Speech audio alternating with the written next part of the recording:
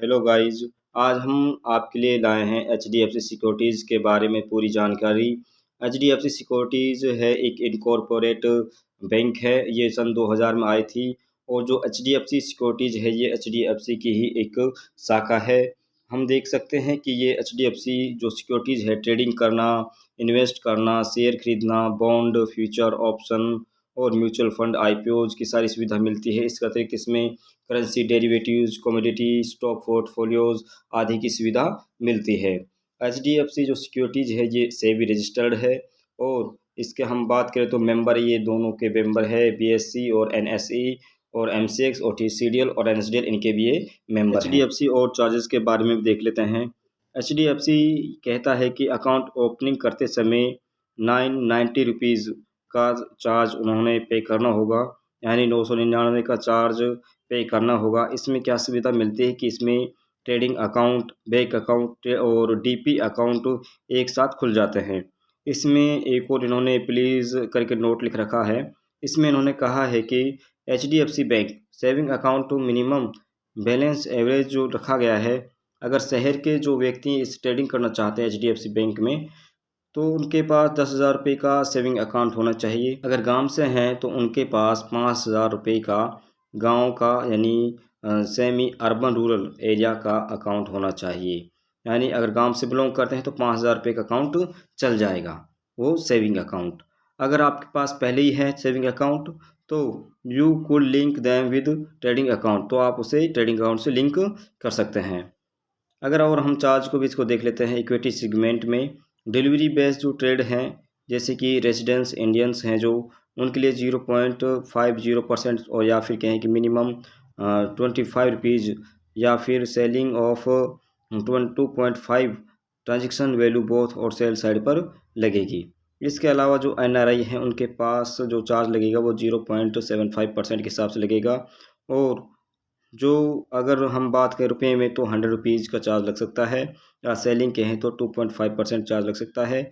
और ये both side लगेगा, बाय और सेल करने पर दोनों पर ही चार्ज लगेगा। सिक्योर ऑफ ट्रेड की बात करें तो इसमें कैश और कैरी करने पर स्क्रैप है जो दे रखा है, इसमें 0.10% और मिनिमम 25 रुपीज़, या सेलिंग या फिर 2.5% ट्रांजेक्शन वैल्यू के साथ बाय और सेल करने पर चार्ज लगेगा। ये लगेगा secure of trade cash and carry script में।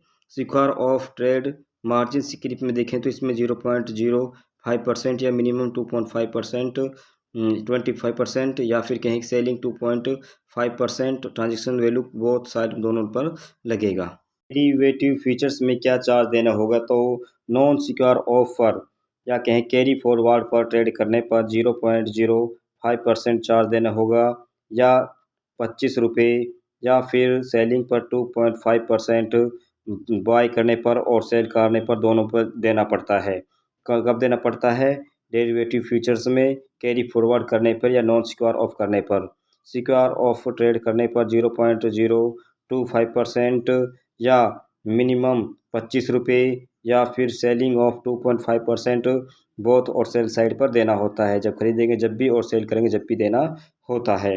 डेरिवेटिव जो ऑप्शन है इसमें हाई ज़्यादा से ज़्यादा 1% चार्ज रखे गया है, और या फिर कहें कि जो 100 रुपीज़ पर लॉट के हिसाब से बाय और सेल करने पर ऑप्शन में चार्ज लगेगा। अदर चार्ज कौन कौन से लगते हैं उन्हें भी देख लेते हैं। जैसे कि जीएसटी 18% लगेगी, और जो एसटीटी चार्ज होता है जिसकी फुल फॉर्म है सिक्योरिटी एंड ट्रांजेक्शन टैक्स होता है, वो 0.125% के हिसाब से बाय और सेल करने पर लगेगी। स्टाम्प ड्यूटी की बात करें, स्टाम्प ड्यूटी 0.01% है, और सेबी जो टर्नओवर टैक्स है वो 5 रुपये पर करोड़ के हिसाब से यहाँ पर रखा गया है।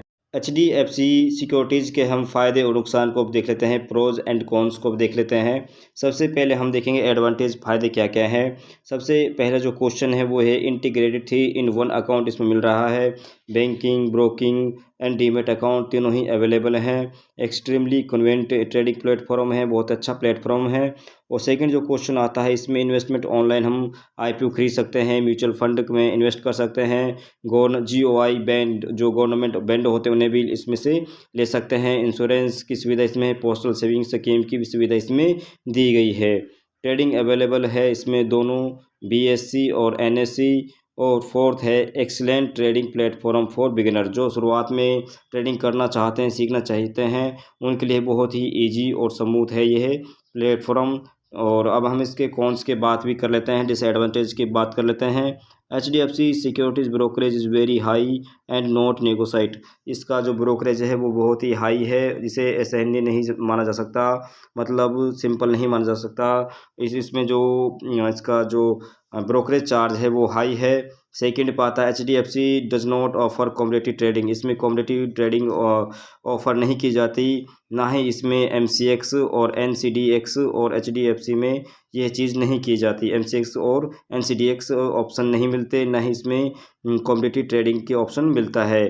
3-in-1 इन अकाउंट में demat account open HDFC bank में ही होना चाहिए। इसमें डिपॉजिटरी पार्टिसिपेंट बैंक अकाउंट भी open HDFC bank as the banker group पे ही आपको बैंकर पे ही HDFC अकाउंट खुलवाना होगा। ऐसा नहीं कि आप कहीं भी बैंक अकाउंट ऑनलाइन खोल लें, नहीं, बैंक का खाता होना चाहिए। HDFC मिनिमम ब्रोकरेज चार्ज है वो 25 रुपीज़ पर ट्रेड के हिसाब से इसमें रखी गई है, जो बहुत ही ज़्यादा है।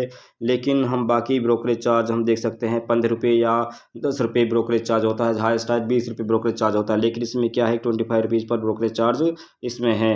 तो most discount broker does not have a minimum brokerage. तो ये जो ज़्यादा ब्रोकरेज में रखा गया है। फिफ्थ हम देख सकते हैं कि HDFC जो चार्ज है फ्लैट है वो 0.05% के हिसाब से पर शेयर ब्रोकरेज चार्ज, या फिर स्टॉक क्वाटिंग में 10 रुपये लगाया गया है।